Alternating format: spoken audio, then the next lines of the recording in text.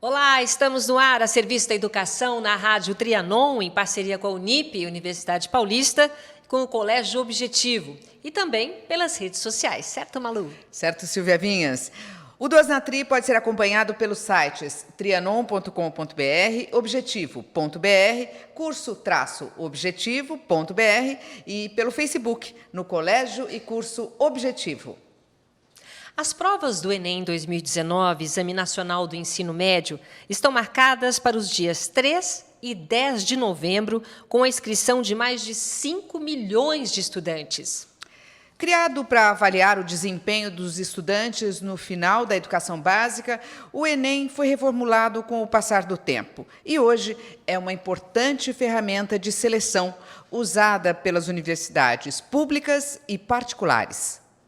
Atualmente, o Enem acontece em 2 domingos subsequentes e é composto por 180 questões objetivas e mais uma redação. No primeiro dia, redação, 45 questões de linguagens e códigos, 45 questões de ciências humanas. No segundo dia, 45 questões de matemática, 45 questões de ciências da natureza. Um dos principais meios de ingressar em uma instituição de ensino superior federal é por meio do Sistema de Seleção Unificado, SISU.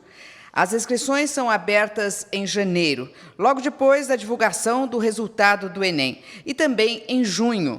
Para participar, os interessados não podem ter zerado a redação. Muitas instituições do ensino superior usam o Enem como uma forma de seleção ou como parte do vestibular. Os modos como a nota do exame é utilizada são vários. Pode ser empregada como fase única, na função de primeira fase do vestibular, como parte da nota no processo seletivo ou ainda para preencher vagas remanescentes. Além de viabilizar o ingresso em instituições públicas, o Enem garante a permanência de estudantes em universidades particulares com bolsas de estudo integrais e parciais, do programa Universidade para Todos, ProUni. Para participar do programa, é preciso ter média de 450 pontos no último Enem. Outro auxílio que pode ser solicitado durante o curso é o subsídio do Programa de Financiamento Estudantil, o FIES, que financia as mensalidades com taxas de juros abaixo da praticada no mercado. Assim como no ProUni, para requerer o benefício, é necessário ter alcançado média mínima de 450 pontos na prova do Enem, sem ter zerado a redação. A vantagem do FIES é que ele aceita as notas do Enem desde 2009. Desde 2014, instituições portuguesas passaram a aceitar o Enem para ingresso de brasileiros. As edições aceitas, os cursos, os valores das mensalidades variam conforme a universidade. Mais de 30 instituições portuguesas já aceitam o Enem. Entre 2010 e 2016, o Enem foi utilizado para a obtenção da certificação do ensino médio. Agora, essa função cabe ao Exame Nacional para a Certificação de Competências de Jovens e Adultos, o ENSEJA. No programa de hoje, vamos mergulhar no mundo do conhecimento nas principais disciplinas do Enem. Nossos especialistas vão estar aqui para desvendar os segredos do Exame Nacional do Ensino Médio. O Duas na Tri está só começando. Fique ligado, o nosso compromisso é com a educação. Até já.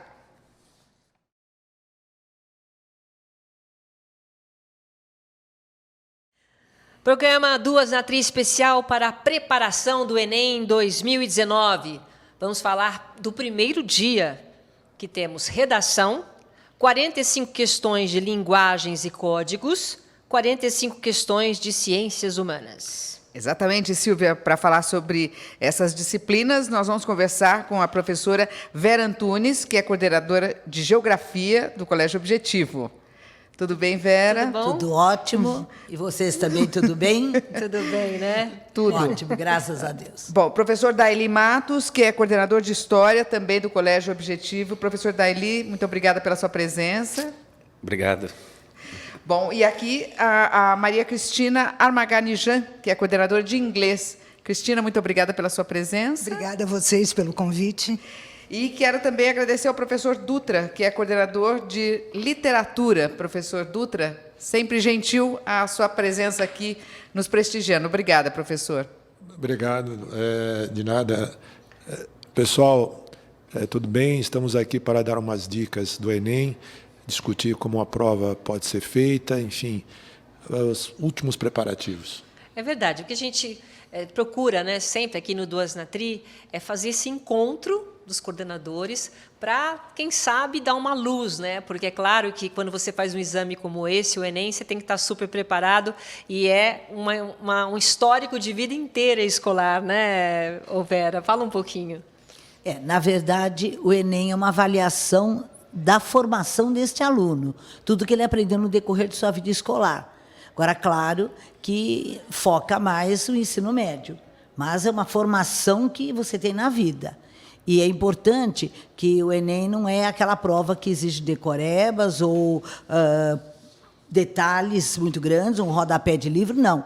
Ele exige conhecimentos fundamentais, conhecimentos que ele deve adquirir, mas que ele pode perceber numa leitura de um texto, numa leitura de uma tirinha, numa leitura de um gráfico, enfim, de diferentes maneiras pode ser feita essa avaliação.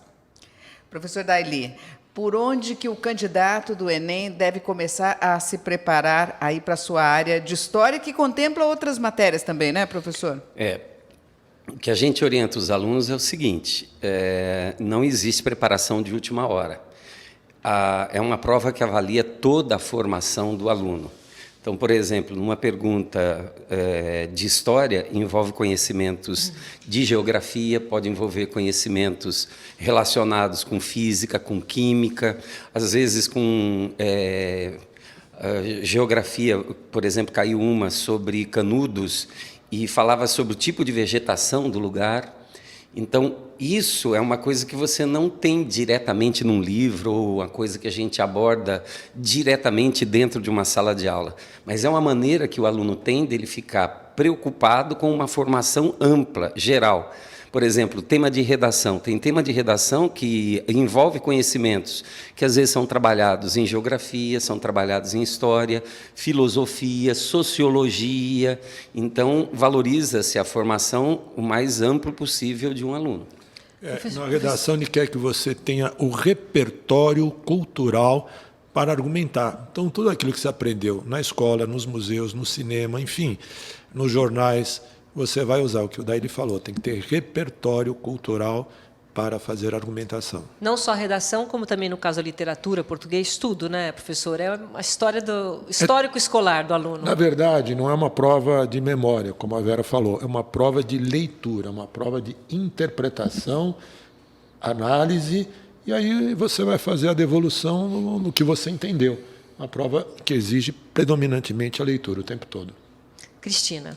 Eu acho que isso fica bem evidente na prova de inglês, né? A prova de inglês, o inglês é o tipo da matéria, disciplina, que você não pode estudar, resolver estudar agora. Agora eu vou aprender inglês para eu fazer o Enem.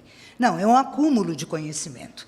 Então, tudo aquilo que você começou a estudar, desde lá o ensino fundamental até o ensino médio, vai ser cobrado na hora do Enem. É basicamente uma prova interpretativa. É uma prova que exige do aluno muita atenção, muito cuidado e muito bom senso. Professor Daili, eu queria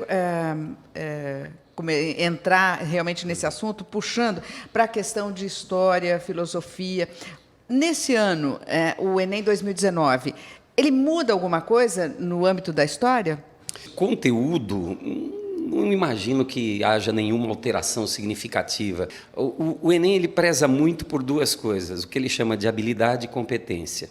Você tem que ter a habilidade de ter um bom repertório e a competência de, fazendo uma leitura, identificar algumas coisas. Por exemplo, um processo histórico-geográfico, que tem muito a ver, né, com a professora Vera. A gente trabalha muito em parceria nesse sentido, né?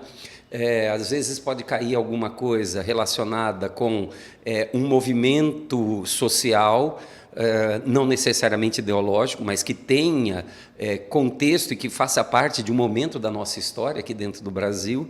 Então, assim, eu não estou esperando muita coisa nova, né? O pessoal diz, mas vai diminuir o número de questões que falam sobre história da África ou sobre negros. Eu não sei o quanto isso afetaria, porque isso não faz parte dessa agenda que eles estão sendo discutidos. Talvez em algumas outras questões vão lá, mas o que permanece o aluno tem que ter habilidade de leitura, tem que ter repertório, tem que ter a competência de identificar as coisas que o Enem está pedindo, né? Agora, isso não tem como. Dali, o conteúdo abordado nessa prova, no caso de história ou de filosofia, enfim, ele corresponde ao que é exigido no currículo do ensino médio? Sim. Eles baseiam nisso ou Sim. não? Eles exigem mais do aluno? Não, na verdade, o que eles fazem é o seguinte, todo mundo já deixou claro, é uma prova de leitura, uma prova de repertório, né? Então, tem a ver com a formação de um cara, a vida escolar dele toda, né? E o mais importante dentro disso, ele tem que entender o seguinte, na hora que for perguntado, são conteúdos tradicionais, mas o jeito de ler, a abordagem que vai ser feita que é a questão interessante. Não muda-se conteúdos, muda-se a abordagem. Eu vou dar um exemplo simples, né? Por exemplo, há uma obrigatoriedade de história da África que existe dentro dos currículos. Como é que isso vai ser abordado? Eu não preciso ter um curso especializado sobre história da África, mas eu tenho que mostrar coisas como ele tem que entender se aquele texto ele trata o assunto com preconceito, se ele trata aquilo com desdém, se aquilo envolve a mentalidade da época, se essa mentalidade, né? E às vezes tem alternativas que ele tem que entender isso daí. É uma questão de leitura, uma leitura humana, relacionado com direitos humanos, nunca vai ter uma questão tratando sobre humilhação. E se for, é óbvio, é uma questão de você se posicionar contra isso. Não pode haver violação de direitos humanos. Como antes não podia, agora não pode também, né? Então, nesse sentido, o aluno tem que se preocupar com o tipo de abordagem que eles vão ser, que vai ser dado dentro das questões. Agora, os temas são todos temas tradicionais, muito tradicionais. Malu, então, quer dizer, os temas são os mesmos, só que aí exige interpretação, porque a forma como tem a abordagem. E nesse texto, quer dizer, mais interpretação de texto, professor Dutra? Sem dúvida. Às vezes é uma questão que tangencia história e literatura, né? Já caiu. Várias vezes houve isso, né? Então, a prova do Enem, não adianta o vestibulando estudar um dia antes da prova. Talvez uma questão mais para o geral da prova não adianta, porque o último dia não vai salvar a lavoura que teria que ser plantada durante toda a sua vida escolar, né? Então, uma dica sempre ajuda, é lógico, mas é o que você adquiriu durante a sua vida escolar, as suas leituras, as suas reflexões. É uma prova que mede o conhecimento textual e tudo está no texto, praticamente. E muito importante na prova é o afunilamento da questão, porque o texto ele fala de várias coisas, às vezes até uma alternativa que pode estar enquadrada no texto. Mas no final da questão, como daí ele estava falando, a questão do desdém, o problema do desdém, então tem lá o cara que comprou escravo, ele veio para o Brasil, foi transportado, e aí alguma coisa preconceituosa, além desses maltratos todos, quando ele chega ao Brasil, alguém fala alguma palavra, obviamente desdém, mas tudo já foi muito humilhante, aí se ele puser o desdém verbal aparece onde? Então, se ele fala assim, na venda dele, se for uma venda muda, não tem que pôr nada, você tem que pegar a palavra que o cara usou, então você tem que tomar muito cuidado no afunilamento da questão. Exatamente. Porque eles vão pôr até alternativas que você pode encontrar no texto. Mas não é o perguntado. Não é o perguntado. Então, que interessante isso, Isso Dutra. Então, tem muitas questões de histórias que tangenciam com Pode literatura. dar alternativas corretas, Exato. mas que não respondem à pergunta. A pergunta. O fecho da questão. Isso, Eu acho que isso Difícil, né? acontece em todas as disciplinas. Todas. Em inglês, principalmente. É. Em inglês é muito comum. Você tem um texto, As alternativas abordam o que está no texto, mas elas não respondem à pergunta do texto.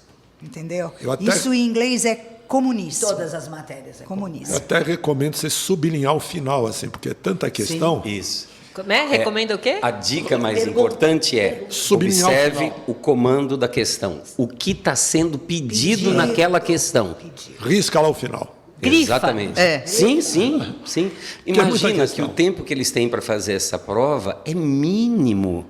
E dentro desse tempo mínimo, aí eu não sei o cálculo, a professora Vera é boa. 3 minutos por questão e dá tempo, professor Daili. Então, dá Tenha tempo. calma. Se Mas fizer a redação 3 em 1 minutos. hora, hein? Se fizer a redação em 1 Algumas hora. você faz em 1 minuto, tá? Então sobra tempo para outras. Algumas questões são mais rápidas. Por isso tá? que é uma Não questão exigem. de habilidade, né?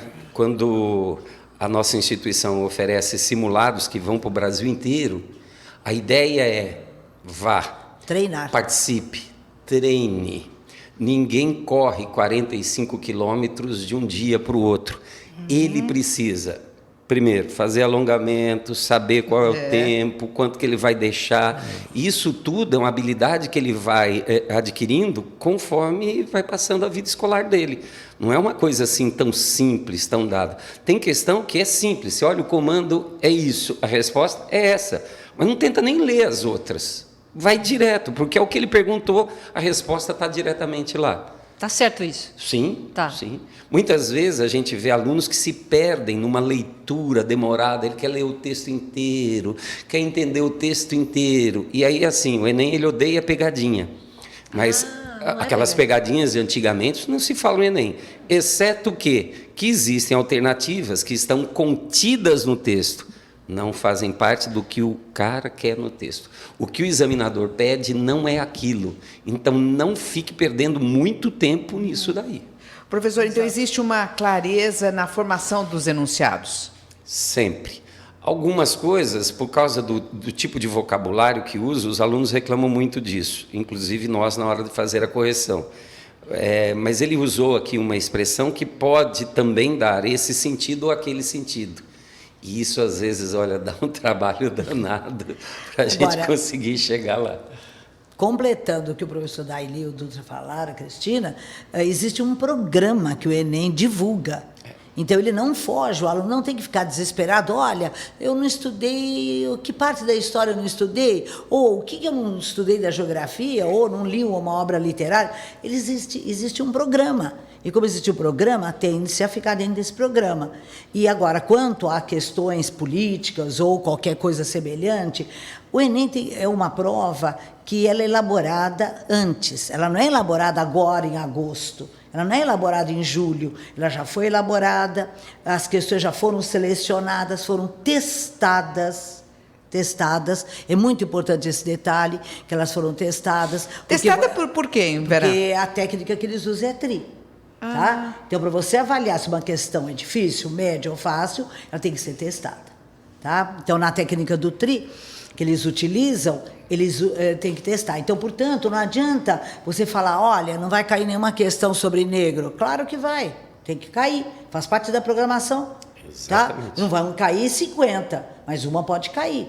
Ah, não vai cair questão de desmatamento, que é moda agora falar do desmatamento. Ué, essa questão já está, já todo ano já caiu questão de desmatamento. Quantas gráficos de desmatamento, caíram questões lindas de desmatamento já. Então, o importante é que a questão não está vinculada à linha política. O importante é que a questão é feita para avaliar se o aluno percebe, se o aluno sabe ler, se o aluno realmente tem conhecimento do assunto. Então, são várias coisas juntas. Ô, Vera, não é mas só uma ler, coisa. olha, aquele detalhe, só leitura não dá resposta. Não. Eu me lembro bem, o doutor Digênio um dia virou para mim e falou, Vera, como que eu saberia isto aqui, tá? Eu nunca ouvi falar no aquífero Guarani, na minha época, então ali envolvia conhecimento. Isso é conhecimento. Então você tem conhecimentos que são recentes, alguns, tá? Que foi mudando. Por exemplo, na época que eu aprendi um tipo de solo, tá? Era agora teve uma Olimpíada agora recente que dava o mesmo solo que eu aprendi com outro nome. Então você tem que ir atualizando, Sim, tá? ok. Você tem que ir atualizando. Então é problema mesmo de formação, tá? Então, você tem que ter uma boa formação e, com isso, você tem que aplicar o tipo de prova que é o Enem. Que exige um inglês não é fácil? Não é, vai ser fácil, tá? A geografia vai ser fácil? Não. A história, você vê, há questões de história que exigem um conhecimento grande, né, Daili? Tá? Não adianta enganar. Não. E foi bom ela ter falado sobre isso, porque exatamente essa é uma questão. Vende-se muito por aí, isso é uma questão de mercado, né, falando de educação, atualidades para o Enem. Não existe atualidades para o Enem. As questões já foram testadas. Então, tem gente preocupada. Mas ontem eu vi uma entrevista do diretor do INPE que foi demitido. Você acha que isso vai cair? Não. As questões já foram testadas, elas já foram parametrizadas. Então, na hora de aplicar, são coisas que já foram abordadas há muito tempo. Então, não existe esse negócio de atualidade. O que existe é um tema atual. O que se entende por atual? Nos 2 últimos anos. Nada de última hora. Mas então, eu preciso ler o jornal hoje. Se for o prolongamento de um assunto que está sendo discutido há muito mais tempo. Caso contrário, querido, se você não está informado sobre aquilo, você está perdido. Porque o Enem ele não visa esse tipo. E vende-se muito por aí, atualidades para o Enem, as últimas dicas para o Enem e tal, como se fosse coisa, isso aqui vai cair, algum assunto, por exemplo, de geografia que tenha se iniciado. Agora, tem coisa que não é novidade. Por exemplo, me atrevendo aqui a falar, a Vera depois complementa, sobre a questão de imigração. Eu discuto imigração na minha aula de História. Ela discute imigração, isso. E isso é um tema atualíssimo. Atual. Não de hoje, porque isso já vem acontecendo. O mundo é um mundo de imigrações, gente indo de um lugar para o outro. Não existe ninguém estanque parado, nós não somos rochas. E há alguns anos houve uma redação sobre a receptividade aos imigrantes. Olha, e o ano passado... Já faz alguns anos, acho que uns 5 anos, não até, talvez até mais. Então, você vê a convergência. O ano passado, desculpa, Dutra, o ano passado, na FUVEST, eram 3 questões sobre um tema de imigração nos Estados Unidos, o problema de imigração nos Estados Unidos. Então, assim, é uma coisa assim, não são coisas estanques, né? Não. Tudo tem a ver com tudo. E mesmo o problema dos refugiados, quanto tempo que já está super atual? É como, por exemplo, a questão do Bolsonaro apoiar ou não a mudança da Embaixada Brasileira de Tel Aviv. A questão de Israel, a gente há mais de 50 anos a gente fala disso, 70 e tantos anos que existe o país Israel. Então, veja bem, desde que ele foi criado, pode cair em história, pode cair em geografia. Está aí na mídia, porque não. É uma coisa que pode cair. Então, o atual atual são temas que estão presentes e que estão presentes. Por exemplo, agora é muito moda, os alunos são desesperados com Hong Kong, perguntam muito de Hong Kong. Mas desde que Hong Kong deixou de ser Inglaterra, né, domínio inglês, 1997, 1º de julho de 97, desde então, você tem visto movimentos em Hong Kong, pela democracia, então pode cair para ele, pode cair para mim, pode cair até numa literatura. É comum cair texto de geografia na literatura, desculpe, em português, na língua, né, em português, e perguntar o que significa aquele texto. Isso é atitude de democracia, isso é atitude disso, daquilo. Então, percebe? Eles realmente... Envolve conceitos políticos que são atemporais, independente, né? Daí a questão, ou ele está bem formado, onde ele tem esses conceitos claros para ele, ou ele não consegue fazer uma interpretação adequada do texto. Por exemplo, só para fazer uma ligação, é sempre a leitura, mas você tem que ter o conhecimento, como você está falando. Por exemplo, uma vez que é um texto do Memórias Póstumas, que é um texto realista, qualquer aula que você vai falar do realismo, ele tem uma análise crítica, uma análise que se opõe à visão idealizada do romantismo. Mas ele pôs no texto assim, isso aqui não é romance que sobredoura a realidade e não vê as sardas e as espinhas. Então, você tinha que localizar no texto uma passagem que fosse contra a visão fantasiosa do romantismo. Quer dizer, você tem o conteúdo, que é a competência, mas você tem que demonstrar a habilidade no texto. Não é falar assim, me falaram que o romantismo e o realismo são avessos. Sim. Mas onde é que está isso no texto? Exatamente. Mas no Machado de Assis é difícil. Então, O Drummond tem um livro assim, amar se aprende amando, ler se aprende lendo, né? Então, você tem que ler para fazer.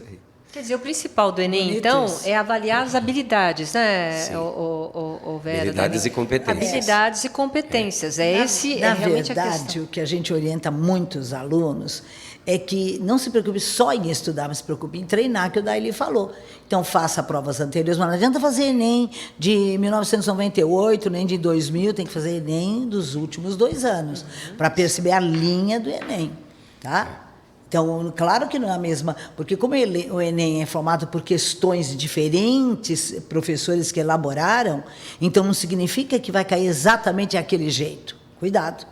Mas é o estilo do Enem, o que você tem que prestar atenção. Como eu falei lá, né, não é para você assinalar correto ou errado, é para você assinalar o que o texto está pedindo, ou que o gráfico está observando, ou aquela análise de uma tirinha, de uma charge. Muito comum, cai charge para português, para inglês, para geografia, para história.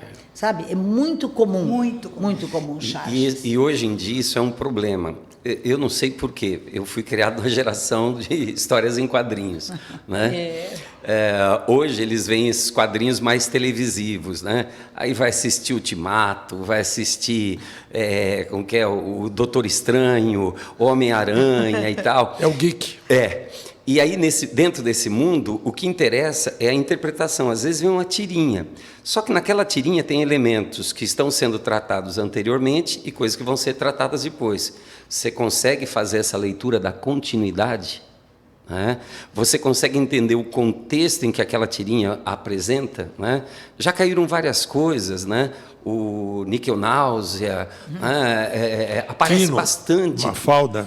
Todo Mafalda? tipo, né? Charges e caricaturas de ele é considerado o primeiro caricaturista brasileiro, né? Embora ele fosse italiano, o Ângelo Agostini. Já caíram inúmeras charges dele, inúmeras caricaturas, inúmeras ilustrações. E é uma questão de entender. Por exemplo, um exemplo prático disso daí. Tem uma que é assim, um cara levando uma bandeira do Brasil, né? Seria a bandeira republicana, não seria mais a bandeira do Império, né? Um outro na frente escrito abaixo a escravidão, e o outro assim de lado, abolicionismo. E de repente eles estão numa estrada que está assim numa plataforma um pouco superior, e um grupo está vindo de lado e entra nessa estrada. A pergunta é: interprete a charge. Quem são professora, esses? muita coisa. Eu não ia são? conseguir interpretar nada. Quem são esses que entraram na estrada depois? É muita coisa para ver. Né? São o quê? Justamente os republicanos de última hora, os fazendeiros, a elite aristocrática, escravista, que se sentiu traído com a Lei Áurea e entrou no final pelo movimento republicano no Brasil. Em 3 minutos dá para ver tudo isso? Dá, se ele tiver uma boa formação. Ele É tem isso que aí, ver. portanto, ele tem que ter conhecimento. Se ele não sabe terminar a Vera, charge. mas, por exemplo, não existem temas na geografia e na história recente que isso se dá de forma orgânica. Então, assim, acontecimentos que estão aí borbulhando e que se modificando. Isso também não vai com diferenças para o Enem? Claro que vai, mas é muito comum você ter no Enem uma questão super recente. E geografia, olha, pode pegar, eu todo ano faço isso para os alunos verem, não tem uma questão super recente. O que tem é conhecimento, então eles adoram relevo, eles gostam muito de clima, o aluno tem que saber Geografia interpretar. Geografia física, quadro natural. Geografia física. Quadro natural Ele mesmo. vive dentro de um país. Como é que ele não conhece país? Ele não sabe o que é um Pantanal, vale amazônico. Ele fala assim, mas o Amazonas não é lá em cima? E ele fica pensando lá em cima do morro. Conceitos. E esquece. Antes, quando o Enem, geografia era num dia diferente de português, eu me recordo bem que eu estava na porta de uma das escolas, ali no Paraíso, e a menina saiu da prova e falou: hoje não era dia de português e caiu português. Olhamos para ela, falamos, não entendeu nada. Porque era um trecho de literatura. Isso é Guimarães Rosa. Guimarães Rosa, era Guimarães, né? Cerrado, essas coisas explicando, tá? Que é muito comum os Sertões de Euclides da Cunha também. Eles descrevem, então o aluno lê lá Euclides da Cunha, Sertões, ele acha que é literatura e não era. Era explicando uma paisagem brasileira. Onde eu fui, Já. eu fui para o Paraíso, e a menina saiu da prova e falou: hoje não era dia de português e caiu português. eu encontro aquela Já é Bahia, paisagem? Aonde eu encontro aquela Eles paisagem? romantizam a geografia, né, Vera? Põe lá, né? Aquela paisagem É um descrita. conteúdo que é você muito- precisa para ler literatura, para ler geografia. O conhecimento, eu acho que esse é o grande ponto positivo do Enem, é que tudo é ligado a tudo. Não existe conhecimento desvinculado. Tá? História se comunica com inglês, se comunica com literatura, com a física, com a química, com a matemática, com todo tipo de questão. E a língua portuguesa com todas as outras. Exatamente. A língua portuguesa é fundamental em matemática, é fundamental em física, é fundamental em química. Se você não for bom em português, você não entende a pergunta. Olha, eu A tenho pergunta. um verso do Drummond que ele fez para Para poetas. encerrar o nosso bloco, vamos lá. O verso do O verso Drummond. do Drummond que ele fez para poetas, mas ele é válido para todo mundo que quer fazer vestibular. Penetra surdamente no reino das palavras. Então, Maravilhoso. Muito bem, Eu vou terminou anotar tudo bonito. isso que você falou. Terminou Oh, bonito. foi muito. Professor Daili, então, muito obrigada pela sua presença aqui com a gente. Obrigado. Nós vamos continuar no próximo bloco com a professora Vera, a Cristina e o professor Dutra, tá? Agradeço. Mais alguma coisa a acrescentar? Não. Só Apenas manda isso. boa sorte ali para os alunos Para do Brasil todos os todo. alunos, uma boa prova, vá tranquilo, saiba que o conhecimento que você tem, se você participou, ele é suficiente para você fazer uma boa prova. Fique tranquilo, quem tem que ficar preocupado é quem não se preocupou com a vida escolar. Se você teve uma boa preocupação, fique calmo. Tem muita gente que fica com essa bobagem, mas o ano passado eu acertei 60 de 90, agora eu acertei 50. Por causa do tipo de classificação de nota que eles dão para cada questão, o que não vale é número de acertos. Como é que isso vai ser? Deixa passar que você vai ver que provavelmente você fez uma boa prova. Tá? Tá bom. Vai com força e firmeza nisso daí. Tá bom. Muito obrigada, viu, professor Daili, pela Obrigado. tua presença aqui. Nós vamos para um rápido intervalo, daqui a pouco a gente volta. Até já.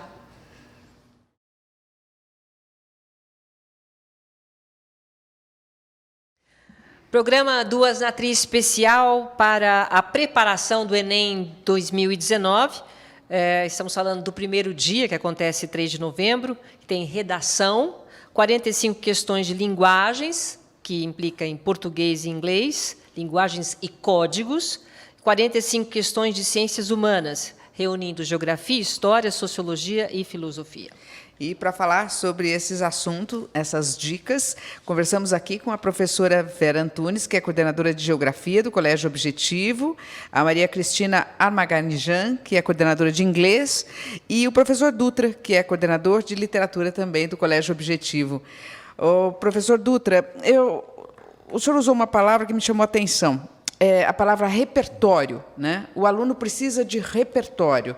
Né? Como é que ele deve, vamos dizer, ter esse entendimento se ele tem repertório ou não?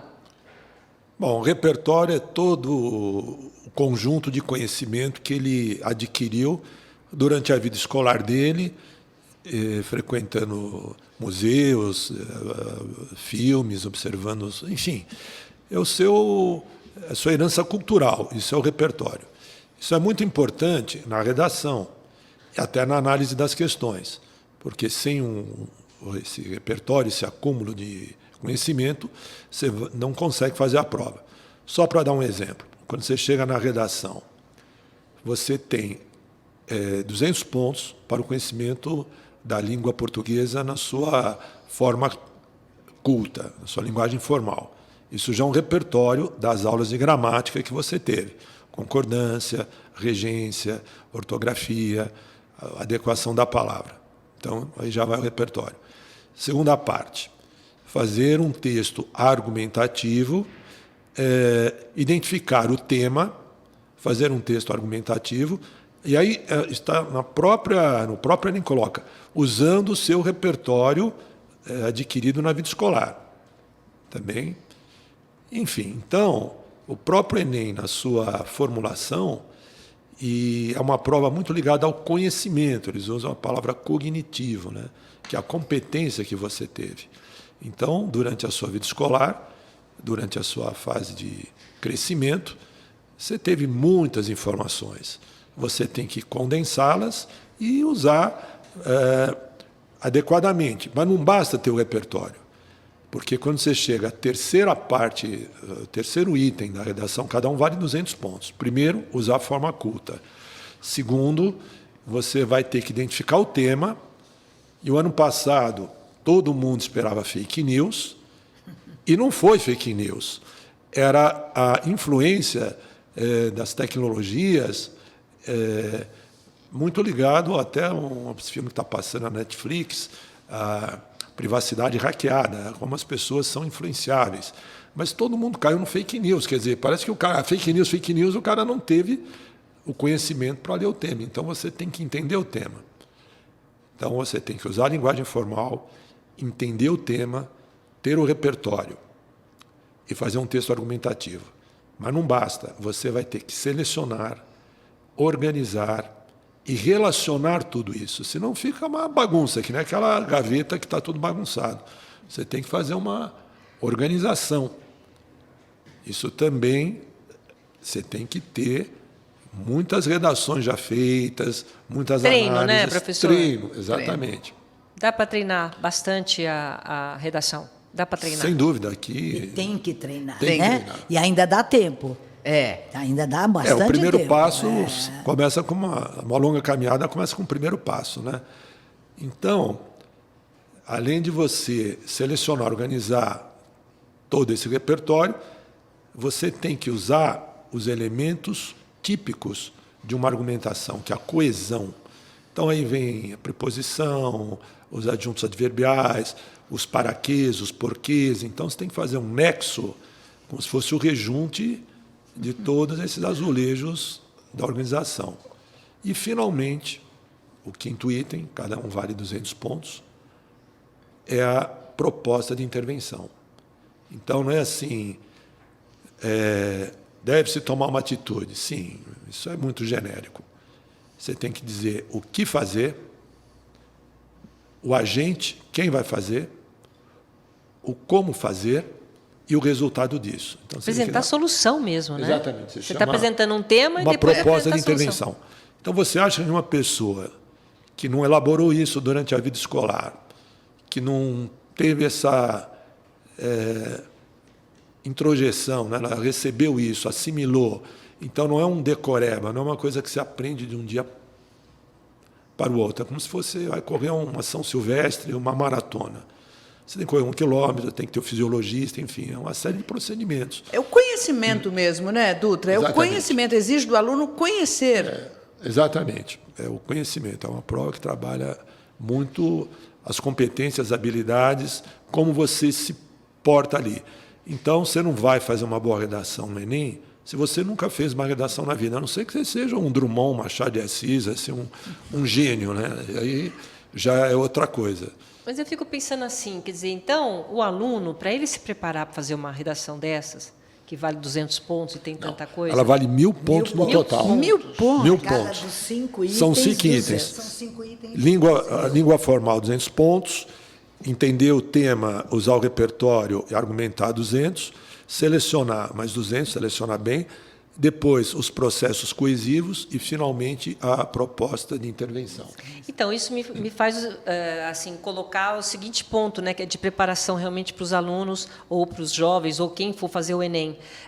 Tudo tem que ser analisado como treino, né? Então, qualquer tema, você pegar esse tema e fazer realmente acontecer esses 5 itens. Porque não é fácil você analisar as coisas, você depois ter o argumento, ter a solução. Exige que você treine isso, né? Mas, para isso, ele tem que recorrer ao seu professor de redação, ele tem que aceitar o que o professor de redação está falando. Se o professor de redação falar, você fez errado este item, você não fez a proposta, você não fez a intervenção correta, ele tem que ter e refazer.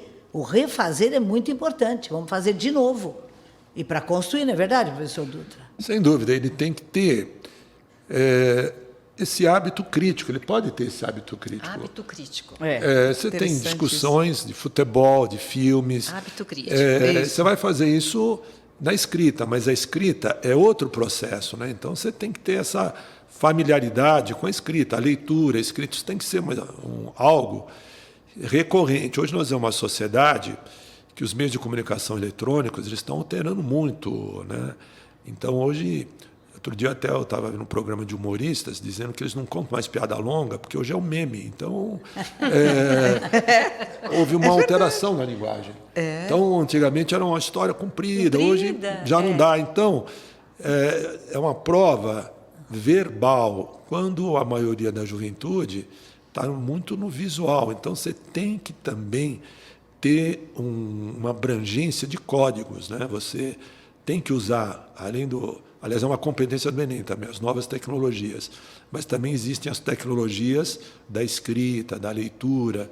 Por mais que seja um meio de comunicação diferente, tem que ter uma organização lógica, uma organização sintática, uma organização evolutiva da linguagem na sua argumentação.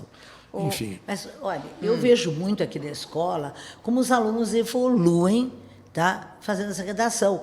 Os alunos falam, olha, eu não conseguia fazer isso, agora já estou conseguindo. Claro. Então, treino mesmo. exatamente. Então, se você faz uma redação por semana, é uma coisa. Agora, se você se dispõe a fazer todo dia uma redação, agora você tem que aceitar o que os professores te orientam. Aceitar o que o professor de redação, o teu professor te auxilia, é fundamental. E com isso você vai evoluindo. Eu tenho visto muito aluno evoluindo, alunos que falavam assim, olha, no Enem do ano passado eu tirei 600.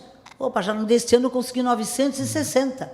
Eu conheço casos de grande evolução do aluno. Então, é possível? É. Claro. Só treinar e ter boa vontade. Professora Cristina, eu queria saber a questão também da escrita, também da leitura, vale também para o inglês? Todos esses Totalmente, requisitos aí. Totalmente. O inglês tem um problema em relação às outras disciplinas, porque não existe como estudar. Esse é o grande problema do aluno. O aluno fala, como é que eu vou estudar inglês? Estudar inglês é ler. Ler o quê? Tudo que cair em minhas mãos.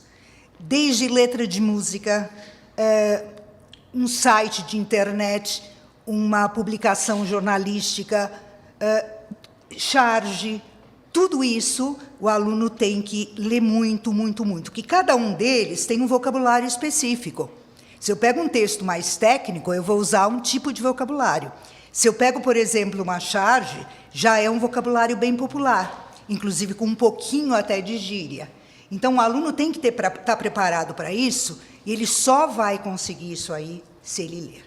Eu sempre digo que o aluno tinha que ler em inglês todo dia 20 minutos. 20 minutos, tá Se bom. você ler todo dia 20 minutos, excelente, você consegue fazer uma prova. Mas não tem que interpretar, tem que ter um raciocínio lógico. É difícil em inglês, não é? Não, não é difícil. Se você tem em português, você tem consequentemente em inglês. A interpretação é a mesma mesma. coisa, só que numa língua diferente.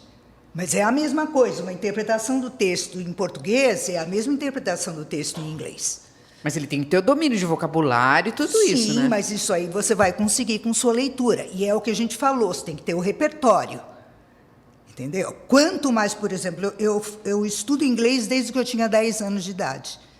Mas, às vezes, eu vou ler um texto e aparecem palavras novas, como aparecem em português. Sem dúvida. Sabe? Você vai ler um Guimarães Rosa, por exemplo. Aí aparecem muitas daí palavras aparecem, eu sempre Novas e digo, velhas. Novas. Porque ele gosta de arcaísmos também.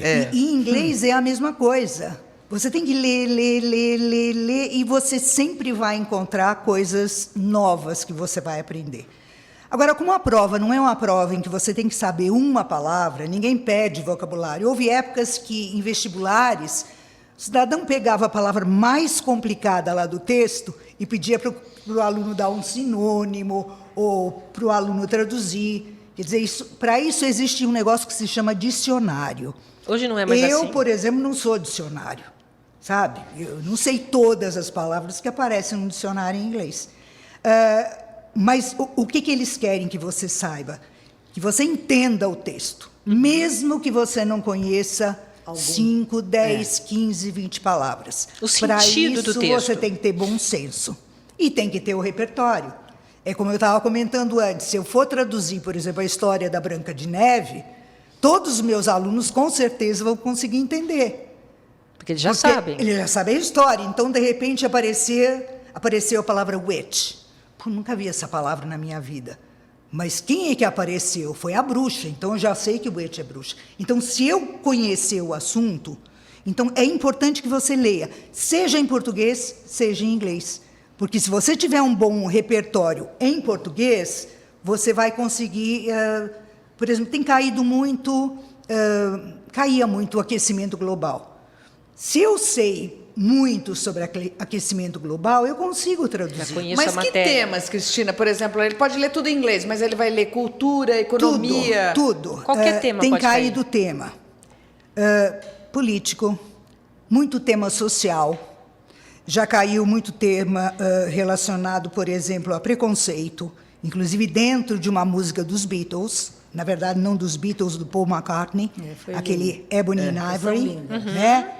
Que dizia do piano, que tem as teclas brancas e pretas, e elas convivem. Então, isso aí é um tema social. É uma metáfora aí, né? Já caiu Bob Marley. É. Bob Marley já caiu 2 vezes.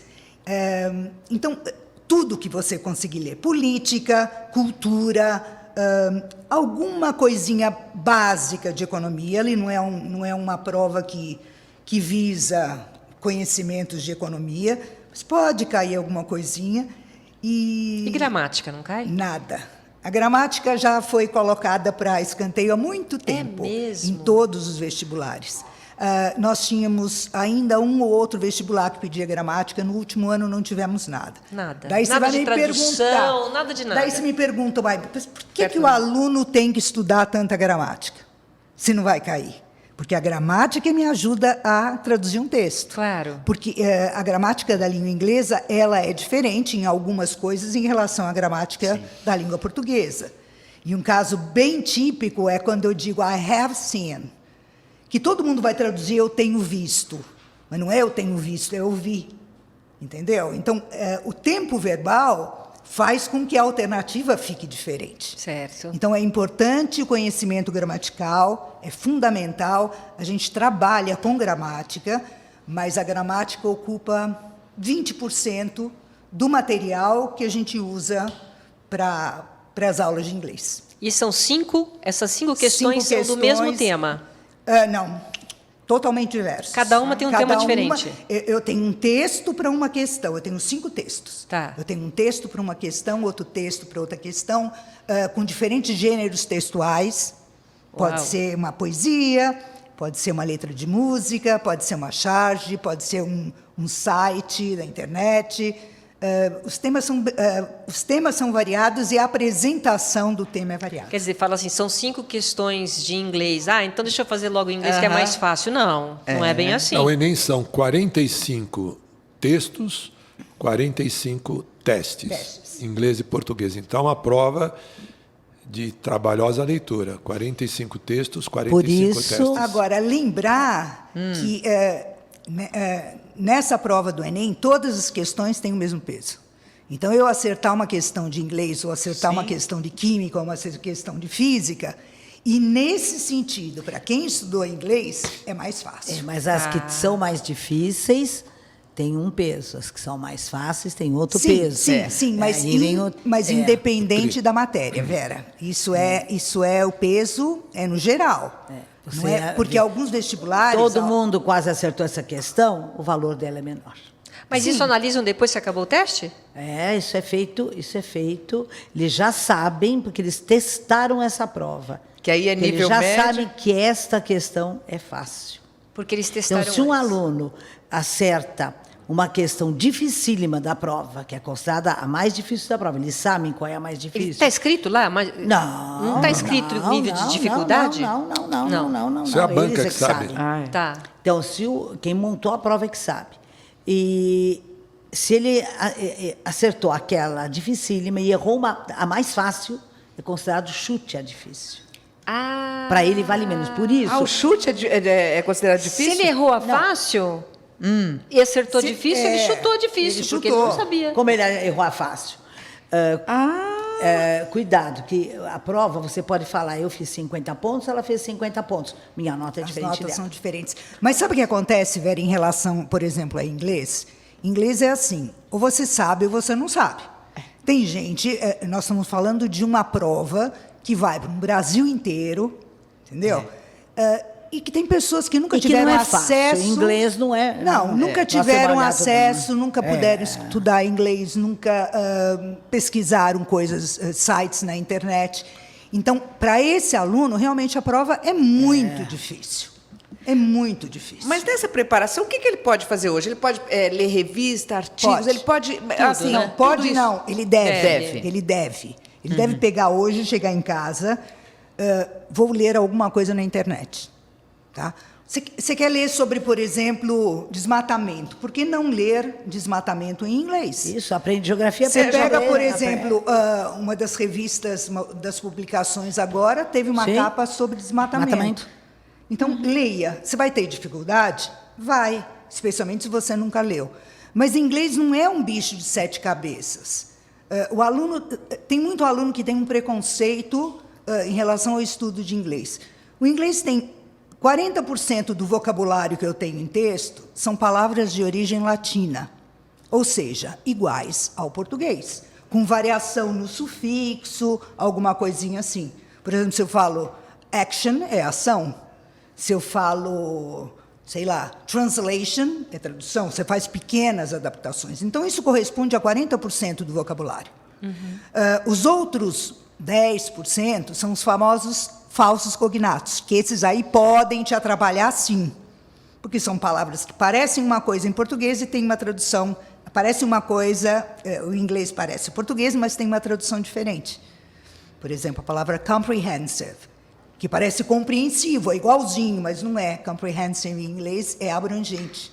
É o compreender no outro sentido, Entendi. né? Que a gente tem Abranger, em português. O compreender no sentido de abranger. E tem o resto. O resto, eu tenho adjetivos. Adjetivo, em geral, não tem muita importância no texto. Ele só floreia o Não texto. fala isso com a Malu. Não fala isso, A eu já Malu acho. não gosta de adjetivo nos textos. Eu não gosto de adjetivo. Então você sairia bem em inglês, porque em inglês não dá muita importância para o adjetivo. Ele dá importância para verbo e substantivo. Ô, Dutra, ler, pegando esse gancho da pergunta para a Cristina, ler jornal é diferente de ler livro? É diferente de ler um editorial, ler uma notícia? Como é que a gente classifica aí essas leituras para o candidato do Enem? Bom, aí são gêneros, né, diferentes. Mas o Enem, ele trabalha com uma gama muito ampla de textos. Então, tem uma competência do Enem, aí as competências ligadas à leitura, que se chama comparação de textos. Tá? Então, você vai ter, por exemplo, um texto de jornal com uma tira, um texto de jornal com um texto literário, uma crônica. Então, o Enem, ele trabalha com texto verbal, com texto não verbal, com texto jornalístico, enfim, é uma multiplicidade de textos. Agora, uma coisa é você ler, por exemplo, o Grande Sertão Veredas, romance. Outro dia eu comprei, na Unesp, ela editou acho que o Grande Sertão Veredas em quadrinhos. Ainda não tive tempo de ler, mas já caiu, inclusive, no Enem, por causa disso. Caiu no Enem um quadrinho, uma tira do Grande Sertão Veredas, de uma fera, assim, superdimensionada. Então, você tinha que ver ali o medo, o terror. Agora, você põe a linguagem do Guimarães Rosa, verbal, e o quadrinho, claro que é uma convergência, mas são textos, são gêneros diferentes. Então, o Enem, ele trabalha uma multiplicidade de textos. E agora, quando você lê o Euclides da Cunha, olha, você lê qualquer texto até na piscina embaixo d'água, você está entendendo? Então, porque aí você verdade. pegou o cara, entendeu? Já começa pelo difícil. Exatamente. Você vai ler uma página, claro que eu não estou falando para você ler, mas você vai ler uma página do Euclides da Cunha, talvez em 1h30, se for bem rápido. Eu estou brincando, é um vocabulário muito difícil. Dificílimo. Ele é um cientificista que usa o vocabulário da geografia, da militar, que ele conhecia muito também, táticas militares, botânica, ele conhecia tudo. Então, você vai, cara, está falando do que isso aí? Entendeu?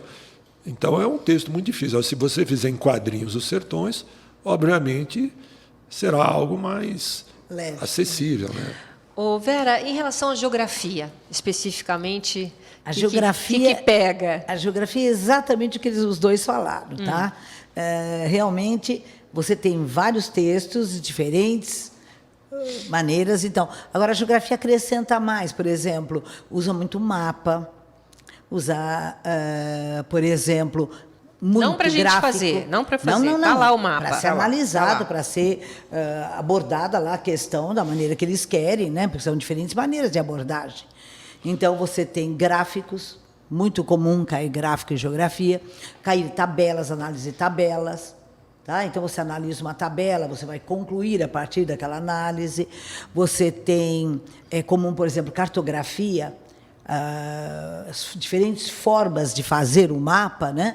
Então, eles gostam bastante dessa parte de cartografia. Pode cair um cálculo, você fala, mas não é prova de matemática, mas cai um cálculo, por exemplo, de escala, e é geografia usa cálculo de escala. Então, você tem, assim, diferentes maneiras de perguntar. Agora, eles adoram população em geografia.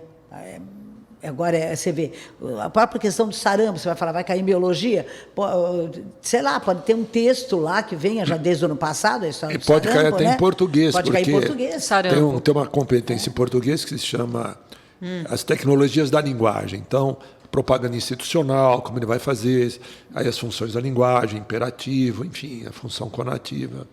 Uma coisa que é bem geográfica pode cair em português, já aconteceu muito isso, né? Pode cair em inglês, por exemplo. Recentemente, nós vimos um texto nessa revista que a professora Cristina se referiu, um texto sobre o Brexit, né?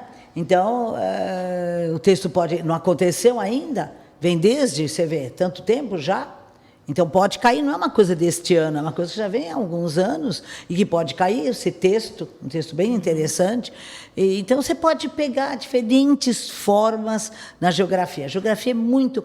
E como ela tem facilidade de ser usada com a matemática, com a física, com a química. Você fala, mas essa questão de lixo não é química? Não, na geografia se usa o lixo também, por exemplo, né? Tá? Então, você tem, embora a prova seja de geografia, você tem diferentes abordagens ligadas a outras disciplinas. É muito comum você ter essa colocação com outras disciplinas. A interdisciplinaridade hoje é a base, É a base da prova. interdisciplinaridade. É o que eles falam, né? As matérias que se conversam, né? Sempre. Não dá mais para ser decoreba, né? Não dá para ser decoreba. Sempre. Não A dá. abstração tem que ser total, né? Pode cair um perfil de relevo, pode ser um gráfico de chuva, sabe, um pluviograma. Tem tanta coisa, a geografia é imensa. O programa de geografia, se você olhar o programa de geografia, você fala, nossa, que programa imenso. É um programa realmente muito vasto. Então, dá a chance de que caiam questões, né? Hoje, mundo, olha quanta coisa que acontece no mundo que pode ser pedido, né? Quantas coisas que são importantes hoje para serem analisadas. Agora, é sempre isso que eu falei, não pede o que está correto ou o que está errado. É uma problemática que eles colocam ali para resolver. Qual é a melhor solução para o problema contido no texto? Um problema, por exemplo, de energia. Então, qual é a melhor solução para esse problema contido no texto? É uma questão de geografia que já aconteceu e pode acontecer de novo. Tá bom. Tá? Vamos fazer... Eu acho que, embora Só o teu tempo finalzinho. esteja acabando, filosofia e sociologia caem menos em relação à geografia e história, mas caem os clássicos da filosofia, o clássico da sociologia, tá? E sempre o homem, né? Então, essas questões sobre o homem é muito importante na abordagem da sociologia. Tá. As questões de filósofos tradicionais, que o aluno estudou, o professor de história pode ter abordado um filósofo, o professor de literatura pode ter falado alguma coisa, não é Sem verdade? dúvida. Então, o aluno não precisa ter medo. Agora, os textos de filosofia e sociologia não são difíceis. Ler, atenção, que você conseguirá. O texto bem. fala, né? Depende de quanto nós Exatamente. O ouvimos. aluno entende. Tá certo. Bom, eu quero agradecer muito a presença do professor Dutra, a professora Cristina e a professora Vera. Até uma próxima. Obrigada, viu? Nós que Obrigada a agradecemos. vocês. Obrigada Obrigado. pela presença.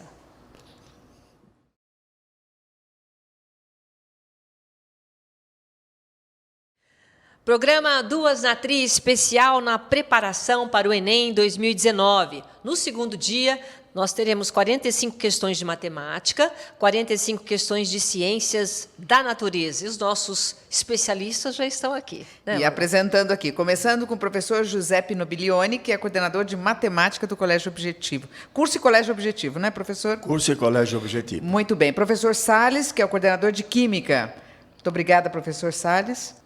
Os vestibulandos, vamos ver se nós concorremos aqui hoje com alguma coisa de bom, né? Isso mesmo. Professor Eduardo Figueiredo, que é coordenador de Física do curso e Colégio Objetivo. Professor Eduardo, sempre Isso. muito gentil a sua participação aqui, Eu colaborando com Duas na Tri. Eu que agradeço a presença. Professor Belinello, que é coordenador de Biologia. Muito obrigada, professor Belinello, pela sua presença. Obrigado a vocês e eu espero que os candidatos tenham alguma informação razoável para cada uma das nossas matérias. Eu queria começar com uma análise de vocês, de cada um, em relação ao Enem mesmo, né? A dificuldade das provas nas diversas áreas, o que o Enem contribui, realmente, qual é o objetivo do Enem para os candidatos? Por favor, professor. Então, o Enem é o maior vestibular do Brasil, né? E então, o Enem começou a fazer um vestibular realmente diferente, aplicou a teoria da resposta ao item, questões contextualizadas. Isso mudou praticamente a maneira de se fazer um vestibular. Tanto é que os demais vestibulares estão fazendo a maior parte das questões contextualizadas também. Uhum. Você quer um exemplo, essa história de contextualização? Eu poderia fazer uma questão seca, assim, eu dou uma pilha, tem lá um eletrodo de cobre, um eletrodo de ferro, certo? E pergunto, qual eletrodo que é o catodo? Agora, sabe como é que cai isso no Enem? Eles começam contando uma história, para no Museu Nacional do Iraque. Acharam um vaso feito de argila, nossa, e dentro desse vaso tinha um tubo de cobre, e dentro do tubo de cobre uma barra de ferro. Nossa. E os dois metais não estavam em contato. Aí verificaram, fizeram uma análise e descobriram vestígios de ácido. Ou seja, fizeram a datação do objeto, era de 200 anos antes de Cristo. Ou seja, nessa época já conhecia uma pilha. Feita essa história, aí eles fazem a mesma pergunta. O eletrodo, que é o catodo, tá. É a mesma resposta. A mesma pergunta simples, apenas eles colocam o texto dentro de um contexto. Então, isso faz com que a maioria das questões do Enem tenha enunciado longo. Certo. Então, é por isso que é uma prova longa, cansativa. É muito importante o estado físico do aluno. Professor Giuseppe. Enem 2019. Então, o que ele falou é verdade, porém eu queria lembrar que a questão da contextualização começou mesmo com os vestibulares da Unicamp. Antes do Enem, a Unicamp, pelo menos em matemática, sempre fez questões contextualizadas, quase todas. Quando começou a Unicamp, no modelo que vale até hoje, há alguns anos antes do início do Enem, eram 16 questões, depois passaram para 12. Dessas 16, tinha 2 ou 3 que eram diretas, tipo de executar alguma tarefa, mas todas as demais eram contextualizadas. Quanto à dificuldade da prova, no começo até que as questões eram fáceis, caíam questões muito diretas. Muito diretas, era ler e responder. Né? Atualmente já tem muitas questões difíceis na prova. As questões que caem no Enem hoje, do tipo interpretativa, pode cair em qualquer vestibular e cai. Pode aparecer na FUVEST, pode aparecer na Unicamp, na Unesp, na Unifesp, em todos eles. São questões boas. Nem sempre muito cuidadosamente elaboradas, porque geralmente eles pegam textos, um texto de jornal, de revista, e às vezes esse texto não tem todos os detalhes necessários, né? Às vezes peca um pouco, no caso da matemática, com rigor. Às vezes falta algum detalhe para verificar se pode qualquer tipo de solução, se tem alguma restrição. Então, o aluno tem que ter o bom senso e escolher aquilo que ele acha mais natural, mais espontâneo mais possível de acontecer. Mas, de resto, eu acho que é uma prova boa. Professores, o conteúdo abordado na prova corresponde ao conteúdo exigido no ensino médio? Começando aqui com o professor Eduardo. O senhor acha que corresponde hoje, professor? Olha, não existe um conteúdo do ensino médio. Existe aquilo que cada universidade apresenta como programa.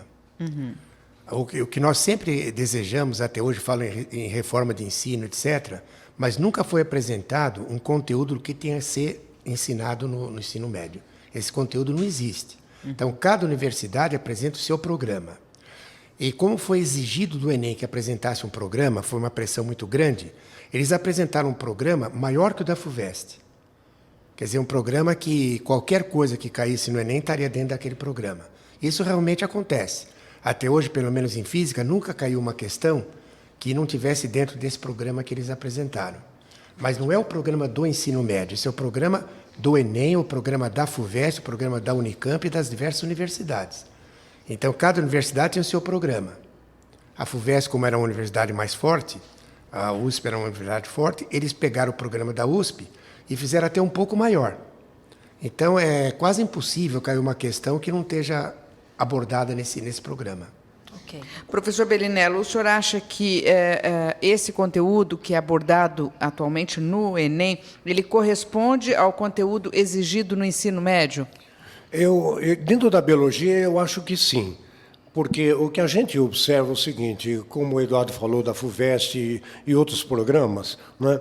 Basicamente, o Enem nunca fez uma pergunta fora desse programa básico fundamental da biologia. Eu acho que vale a pena. Tá? A única coisa que é a novidade, né, é que realmente a interpretação do texto. Eles colocam um texto moderno, mas a programação é aquela. A resposta se baseia no programa do ensino médio. Eu acho que, nesse aspecto, o Enem está muito bem elaborado e muito bem feito o exame. Ok. Professor Giuseppe. Bom, no caso da matemática também, o programa é aquele programa completo que a maior parte das universidades adota. Em matemática, praticamente todos os assuntos são exigidos, com exceção de alguma coisinha pequenos, como o binômio de Newton, que é uma formulinha para desenvolver x mais y elevado a n. De resto, todos os assuntos podem cair, e costumam cair, por meio de textos, por meio de problemas. Mas, no caso da matemática, a gente tem que, com certeza, destacar algumas coisas que sempre aparece. Razões, proporções, juros, porcentagem, regra de 3. Isso aparece e bastante, né? Utilizando textos do dia a dia, textos de economia doméstica, textos a respeito do mercado, enfim. Esses assuntos sempre aparecem. Outra coisa que sempre aparece, análise combinatória, probabilidade e estatística. Certo? Análise combinatória, probabilidade e estatística. As questões de estatística são quase sempre fáceis e giram naquilo que eu falei agora há pouco, moda, média e mediana. As de análise combinatória e probabilidade têm sido médias, mas às vezes aparecem questões difíceis. Mas, de qualquer maneira, no caso de análise combinatória e probabilidade, a teoria, a parte de conceito é muito simples e muito curta. Outra coisa que sempre aparece, problemas de geometria. Problemas de geometria, tanto em geometria plana, geometria métrica, áreas e volumes. E, no caso, sempre usando uma casa, usando um vidro de remédio, que pode ser um cilindro, pode ser um prisma, usando um objeto qualquer, um copo. Esse, por acaso, não é, mas podia ser um cilindro, podia ser um cone, ou mesmo calcular a área, calcular... no caso das áreas, ele manda achar, por exemplo, as escalas, né? Você desenha no papel da prova está desenhado lá um terreno, que está na escala de 1 para 4.000. Ele dá as dimensões do desenho e pergunta quais são as dimensões, na verdade, do terreno. Nessa parte de geometria, além das figuras, às vezes se pergunta até apenas o que é a figura, se é um cone, se é um cilindro, etc., né? Que é muito fácil. Mas fazer. sempre o conteúdo médio, sempre o... Sim, sempre. Não sai do sempre. conteúdo, É né? o que a gente ensina, não apenas a gente, mas qualquer escola ensina. E nessa parte de geometria, existe também muitas, como é que se fala, muitas figuras, pinturas de artistas. Tem um quadro na parede, ele tombou para o lado, girou de 45 graus, qual é a figura que aparece? Essas são as questões. Fora isso, muitos problemas. Muitos deles do tipo em que é dada uma função que relaciona duas grandezas. Por exemplo, a temperatura do corpo e o comprimento. A temperatura de um objeto e o comprimento que ele tem. No caso de um terremoto, a energia liberada a partir da distância do epicentro. Ou problemas que a gente nem entende muito bem o que são, às vezes explorando problemas de biologia, de química, de física. Mas aí não interessa o texto, porque ele dá uma relação entre duas grandezas. Uma grandeza e outra grandeza, dá uma formulinha que relaciona as duas. Isso é dado. Então aí podem aparecer todas as funções. A função do primeiro grau, do segundo grau, logaritmo, exponencial, as trigonométricas. Mas não costuma dar problema para o aluno. Nós sempre aconselhamos o aluno que a parte dele aí é executar, porque ele já deu como se relaciona as duas grandezas. Ele pode dar uma, mandar achar outra, ou dar outra e mandar achar uma. Basicamente, essa é a prova do Enem.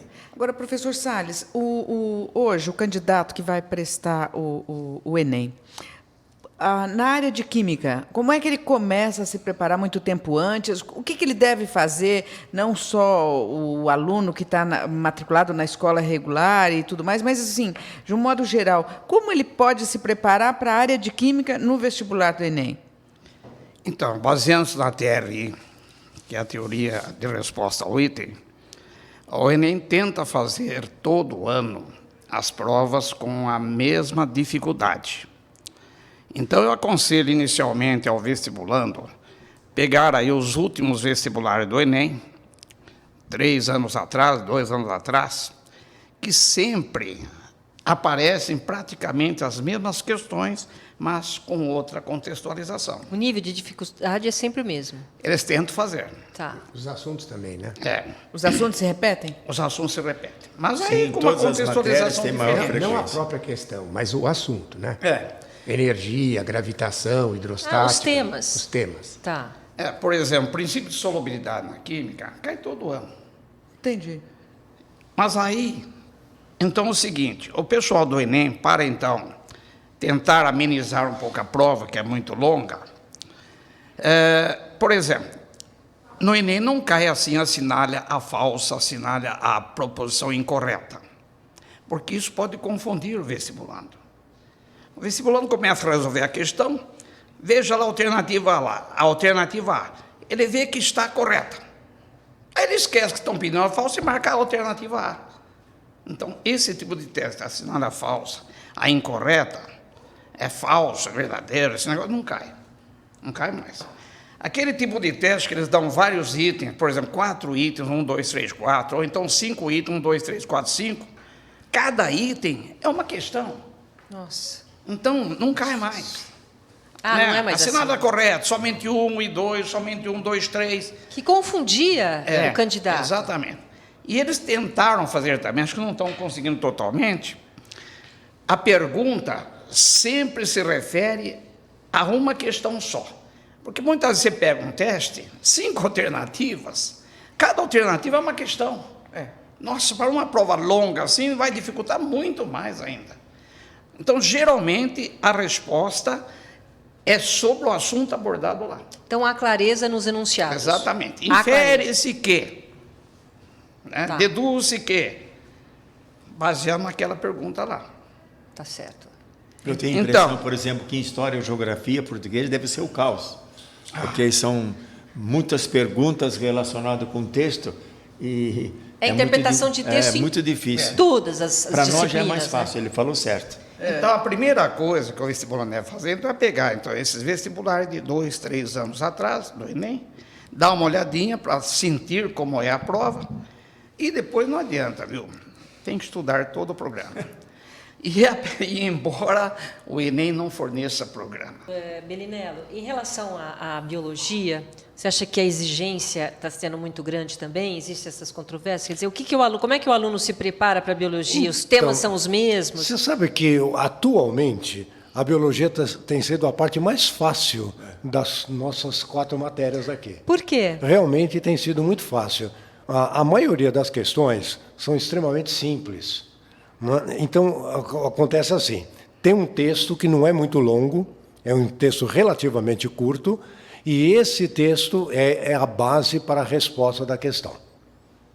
Então tem a ver, o enunciado, a clareza. Mas, como o Salles disse, a teoria é uma teoria ampla.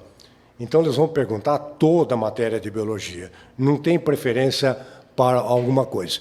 Se você pegar uns exames há 3, 4 anos atrás do Enem, a gente vai ver uma coisa interessante.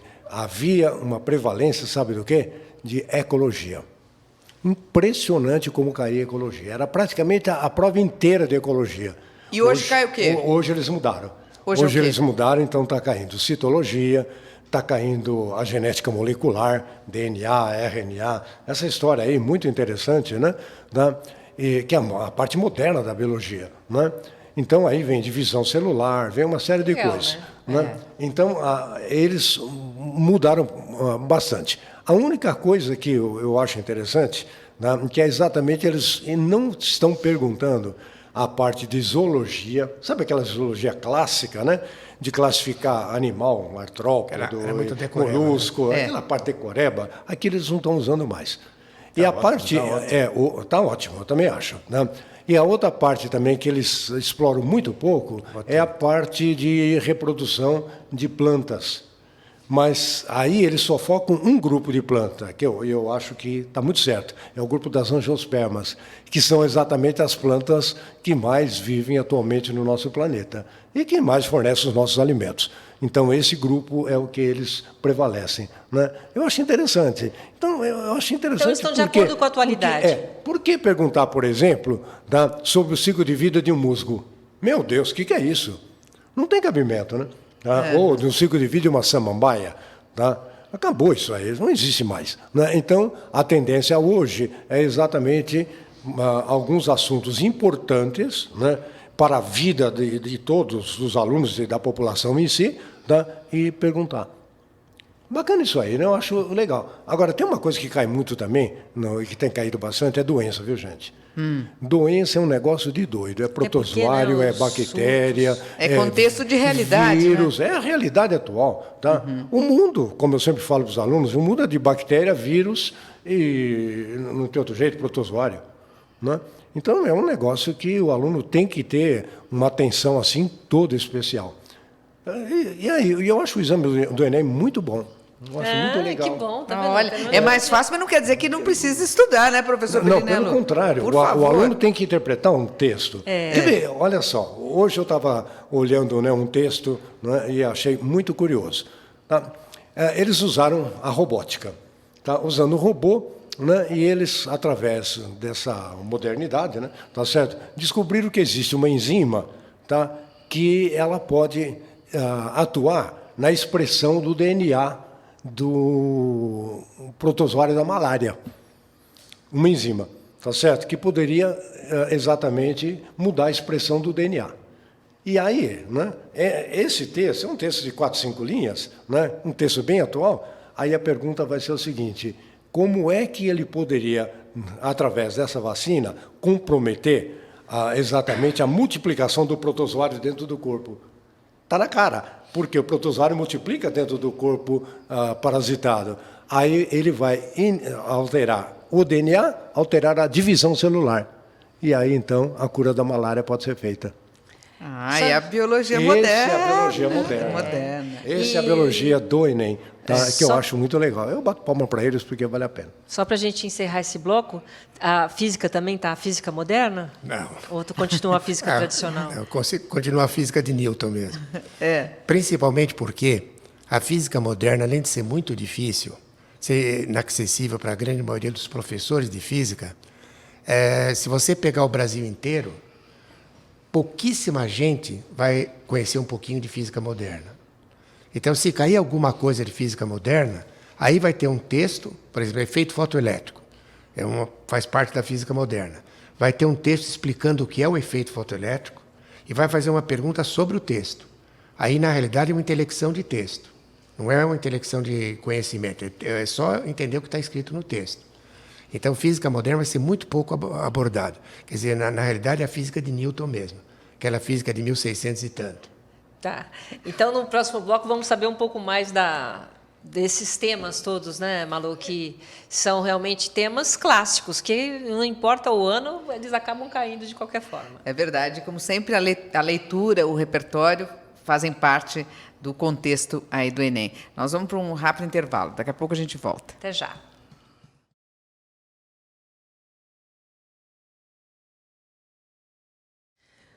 Programa Duas na Tri especial na preparação para o Enem 2019. No segundo dia, são 45 questões de matemática, 45 questões de ciências da natureza. Em relação à física, qual é realmente o foco do aluno ou do candidato para o Enem, especificamente para o exame do Enem? Olha, as 15 questões de física, em geral, são distribuídas de maneira quase uniforme entre as grandes áreas da física, que são mecânica, termologia, ótica e ondas e eletricidade. Então, eu vou dizer de alguma dessas partes da física o que poderia mais cair. Na mecânica, por exemplo, cai sempre uma questãozinha de cinemática, em geral abordando o gráfico velocidade e tempo, que tem uma propriedade famosa que a área representa a distância que o corpo percorre. Então, isso é muito abordado no Enem. Gravitação é um assunto muito explorado no Enem, principalmente em relação às viagens espaciais, etc. Então, sempre tem uma perguntinha de gravitação. Qual é a gravidade em Marte, por exemplo? Dá uma série de dados, pergunta a gravidade em Marte. Balística, principalmente ligada a esporte, é um assunto muito explorado no Enem. Porque balística pode aparecer no jogo de futebol, pode aparecer no vôlei, pode aparecer no basquete. Então, no jogo de tênis. Então, quase sempre cai uma questãozinha de balística relacionada a um desses esportes. A lei de Arquimedes é uma coisa muito importante, historicamente, inclusive. Pode aparecer uma pergunta que ele faz um histórico da vida de Arquimedes e depois faz aquela famosa pergunta: qual foi a conclusão que Arquimedes chegou? Do ponto de vista de eletricidade, cálculo de energia elétrica sempre aparece. Aparece um circuito e pede para fazer um cálculo ligado à energia elétrica consumida, o custo da energia elétrica, quanto custa um banho mensal de 15 minutos, de 6 pessoas, por exemplo. Então, esse tipo de conta sempre aparece. Então, são questões que aparecem muito no Enem, porque são ligadas ao cotidiano. Uma das coisas fundamentais do Enem é a questão ligada ao cotidiano. Dificilmente eles fazem uma pergunta e a força de interação entre dois blocos, coisa assim. Precisa ser alguma coisa ligada ao cotidiano. Então, esses exemplos que eu dei são sempre ligados ao cotidiano. Muito bom. Professor Bellinello. Então, dentro da biologia, a gente tem atualmente uma tendência que é exatamente a seguinte: as infecções provocadas por vírus, por bactérias, por fungos e protozoários, tá? Além dos vermes tão famosos, tá? Que também tem caído com certa frequência. Tá? Verme, professor? Verme. Tá? Sabe, esses vermes tão famosos, né? A Tenesole, o Ascaris umbricoides. Né? São famosos, você viu, né? Famosos, mas... Agora você lembrou, né, Manu? Schistosoma mansona. Por incrível que pareça, isso cai. Tá? Exatamente por quê? Porque essas infecções... Aqui, para a gente, poderá ser assim, esquisito, mas para o Nordeste não é. Tá? Então, é exatamente. É o que o professor Salles fala, cada região... Então, né? Cada região, nós temos uma prevalência de infecções. Então, aqui para nós, né, nós estamos muito acostumados com o quê? Com vírus, né? E esse ano, eu tenho certeza que vai cair vacinação. Porque é uma coisa tão complicada, a internet falando tanto sobre vacina, tá? Que esse é um assunto que vai ser explorado com certeza no Enem, a vacinação. Né? Quando tem vacina, deve-se tomar vacina ou não, tá? Esse tipo de coisa é o comportamento. Claro, tem vacina, tem que tomar e acabou. Esse é o assunto. Não vai dar autismo a ninguém. Realmente é uma parte importante. Dentro dessa parte das infecções, que eu acho que o aluno tem que dar uma caprichada nisso, né, a gente tem que procurar também as estruturas celulares e as funções que elas exercem. Principalmente, 2 fenômenos, a fotossíntese e a respiração. Fotossíntese e respiração interligados, né? Isso aí cai com frequência enorme em qualquer vestibular, inclusive no Enem. Então, são assuntos bem explorados. Agora, outra coisa que chama a nossa atenção, né, dentro da biologia, sabe o que é? A fisiologia humana. A fisiologia humana tem sido explorada com uma intensidade tão grande que vale a pena a gente dar uma olhada. Tá? Em toda a fisiologia, o sistema digestório, renal, tá? Cardíaco, é verdade, porque isso, é importante para o aluno, tá? Para o conhecimento do povo em geral, a sua saúde, a saúde do seu corpo. O que significa um exame de sangue? Tá? Pelo exame de sangue, o que você pode concluir se o indivíduo está com a glicemia ou não? Então, o aluno tem que conhecer isso. Tá? O processo de reprodução. Hoje é tão comum a gente ouvir falar que meninas com 13, 14 anos estão engravidando. Por quê?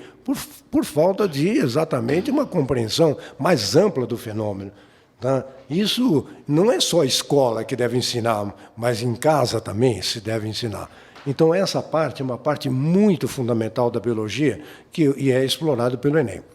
Agora, outra parte que eles exploram muito, isso não tenha dúvida, é a nossa ecologia. A preservação da natureza, gente, isso aí vai cair e tem caído com bastante frequência, né? A destruição da vegetação, o que pode acarretar para o nosso planeta, né? Simplesmente a água que nós bebemos, simplesmente por volta do metade do século XXI, nós vamos ter problemas de muita gente com sede. Portanto, né, o cuidado com a água, o cuidado com o ar e assim por diante, tudo isso é explorado pelo Enem. Eu acho que a gente tem que bater palma. Muito bem. Porque Deus falou, né? Eu aluguei esse planeta para vocês. E ele está perguntando, cadê o jardim que estava aqui? Bela colocação. Cadê a água que está aqui? E o ar? Por que o céu não está mais azul? Então, na verdade, né, é um fato que nós temos que responder. Porque o nosso planeta está pedindo socorro. E o Enem vai explorar isso aí. E reflete na prova. Com certeza. A biologia é isso.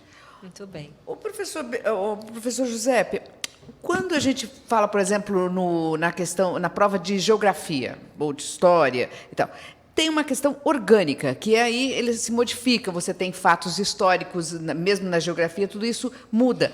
Mas um cálculo matemático é sempre igual. Ia começar por aí mesmo, você já me deu um gancho para falar. Né? O teorema de Pitágoras, desde que o mundo é mundo, é o mesmo. É o mesmo, não vai mudar. mesmo. Certo? Então, como calcular uma área, como calcular um volume, continua do mesmo modo.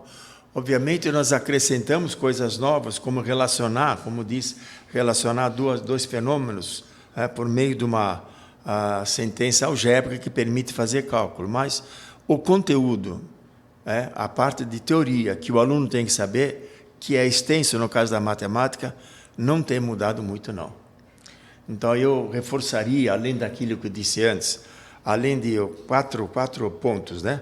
Além de razões e proporções, regra de 3, juros e porcentagem, né? Que é muito importante, porque eles fazem questões sobre aplicar dinheiro, sobre aumento da temperatura do universo, aumento da altura das pessoas, aumento da pobreza, aumento do desmatamento na Amazônia. São todas questões iguaizinhas. Mas questões da atualidade, usando o cálculo matemático. Sim, mas o cálculo matemático é o mesmo desde que o mundo é mundo. Sim. Mas só fazendo pensar, né? Mas tem um contexto relacionado com fenômenos atuais. Né? O outro, como eu falei, análise combinatória, probabilidade e estatística. São assuntos importantes, porque quem vai estudar economia, principalmente, hoje no mundo atual, todo mundo tem que entender um pouco de economia, senão a pessoa vai à falência sozinho.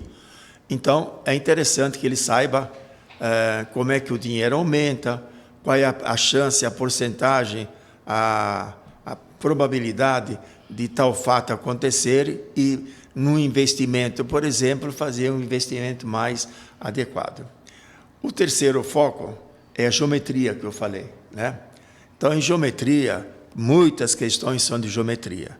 Algumas apenas descritivas, outras que exigem um cálculo. Então, eu destacaria na geometria a semelhança, principalmente a semelhança de triângulos, o teorema de Pitágoras, né, que são elementos de um triângulo retângulo e várias relações envolvendo esse teorema, cálculo de áreas de figuras geométricas regulares ou áreas totalmente tortas e irregulares, fazendo analogias, e no caso de no espaço, uma figura no espaço, um cubo, um prisma de um modo geral, uma pirâmide, um cone, uma esfera, como é que calcula a área da superfície e como é que calcula o volume. Como, por exemplo, calcular o volume de uma pessoa. Como é que calcula o volume de uma pessoa? Volume o quê? O volume, você não tem um volume? Sim, acho que sim. Acho que todos nós temos um certo volume. Difícil de medir, que nós não somos um sólido regular, né? Como é que faz para calcular o volume de uma pessoa? Eu não vou falar porque eu vou falar alguma besteira. Mergulha na água, ou num barrilzinho que você, naturalmente, que dê para você entrar totalmente dentro. Imagine que isso aqui é uma piscina, eu vou pegar, vou jogar, não tenho nada aqui, mas joga um objeto aqui. Não, se eu jogar o celular estraga. Vou jogar o óculos, não, também não. Enfim, imagine que isso aqui fosse grande e a pessoa entrar nessa piscina, a altura da água está aqui, vai subir um pouquinho. Se isso aqui fosse um cilindro, ou fosse um prisma, uma figura regular, pela altura que aumentou, se consegue calcular o volume de uma pessoa. A física já faz um pouquinho diferente. O que faz? Arredonda. A densidade das pessoas é praticamente igual. A densidade. 1 grama por centímetro então, pelo cúbico. peso, né? Então, vê qual é a massa da pessoa, aí calcula o volume. Que simples. O que a gente precisa fazer é só pular na piscina, é isso? Não, aí basta subir na balança, mas é aproximado, né?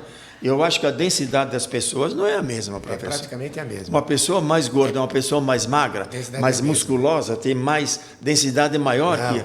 Densidade é a mesma. Eu não... Bom, tudo bem, você falou... É em torno de 1 grama por centímetro cúbico a densidade da água. Quando você está boiando na superfície da água, seu volume fica quase todo submerso. Sim. Praticamente todo submerso. Isso quer dizer que a densidade do corpo é igual à da água. É o Arquimedes, né? Entendeu? Densidade do corpo é igual à da água. É verdade, quando boia, né, professor? Todos mais ou menos são no mesmo nível quando estão boiando. É o peso do líquido deslocado. Então, daí você calcula. Pela massa da pessoa, você calcula qual é o volume. Mas se você não tiver uma balança... Uma pergunta que eu faço sempre. Você pega um lutador de boxe, peso pesado, tem uma massa de 100 quilogramas, certo? A densidade é 10 a terceira quilogramas. Então, o volume vale 10 a menos 1 metro cúbico. E aí, a maioria das pessoas tem esse volume, 10 a menos 1 metro cúbico. Então é melhor lutar dentro d'água, né? 1/10 de metro cúbico? É pouco, achei que era... Não é pouco, não. Bom, mas de qualquer maneira, eu apresentei um outro processo, né? Se você não tiver uma balança para se pesar, Sim. essa da piscina então, fica em moda. É um tema importante. Outra coisa, então, eu falei então das razões e proporções, análise combinatória, probabilidade estatística, geometria. Mais próximo do microfone, eles estão pedindo. Em geometria plana, semelhança, Pitágoras e áreas. No espaço, sólidos, figuras do volume e superfície do sólido importante, que é prisma, cilindro, pirâmide, cone e esfera.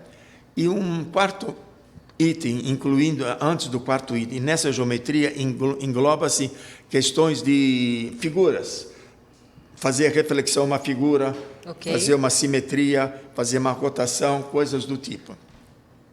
E o quarto foco, como disse, são problemas gerais, envolvendo sempre dois fenômenos relacionados por uma figura, por uma relação algébrica, né? Onde a capacidade do aluno é de saber trabalhar essa expressão. Não interessa se ele entendeu a descrição do fenômeno. Às vezes ele escreve um fenômeno, por exemplo, para mim, que sou professor de matemática, eu não entendo se for um problema de biologia, eu posso ter dúvida. Mas se no final o examinador me der uma relação, dizendo qual é a equaçãozinha algébrica que relaciona essas duas grandezas, não estou nem um pouco interessado no problema da biologia, porque tem duas grandezas, ele vai dar uma, mandar achar a outra. Certo? Basicamente, essa é a prova do Enem. Muito bem. Professor Salles, o que tem aí de novidade? Temos aí novidades em relação à tabela periódica? Como é que é isso para o vestibular do Enem? Então são 3 pontos que eu queria assinalar. A Unesco, a Organização das Nações Unidas para Educação, Ciência e Cultura, determinou o ano de 2019 como o Ano Internacional da Tabela Periódica, comemorando 150 anos de tabela periódica. Em 1869, aquele russo genial, Mendeleev, ou Mendeleev, depende, construiu uma tabela que é a base da tabela periódica moderna. Então, é evidente que isso aí vai funcionar como gancho para se fazer uma questão de tabela periódica. Outro ponto que eu queria assinalar é o seguinte: o MOL tem uma nova definição. Antigamente, o MOL era o número de entidades elementares existente em 0,012 kg de carbono com número de massa 12. Tradução. Então, esse número que existe nessa massa de carbono se chama número de Avogadro. Então, esse número de Avogadro, de entidades, que é o MOL, estava, então, dependendo da definição de quilograma. Se o quilograma mudar, o MOL também mudaria. Aí, então, o que fizeram? Fizeram uma experiência sensacional, usando uma esfera de silício ultra puro, e determinaram, então, o número de átomos de silício que existe nessa esfera com grande precisão. Coisa de louco, fantástica. Só para vocês terem uma ideia, o número de Avogadro foi determinado com essa precisão até agora. Imagine 6,0221407,6 vezes 10 à potência 23. Então, é claro que esse não é um número exato do número de Avogadro. Tem mais casas decimais aí. Mas até essa precisão não vai mais influir em fenômeno nenhum. Então, fixaram esse número como número de Avogadro, portanto, mol é esse número de partículas elementares de acabou. Não está mais relacionado com o quilograma.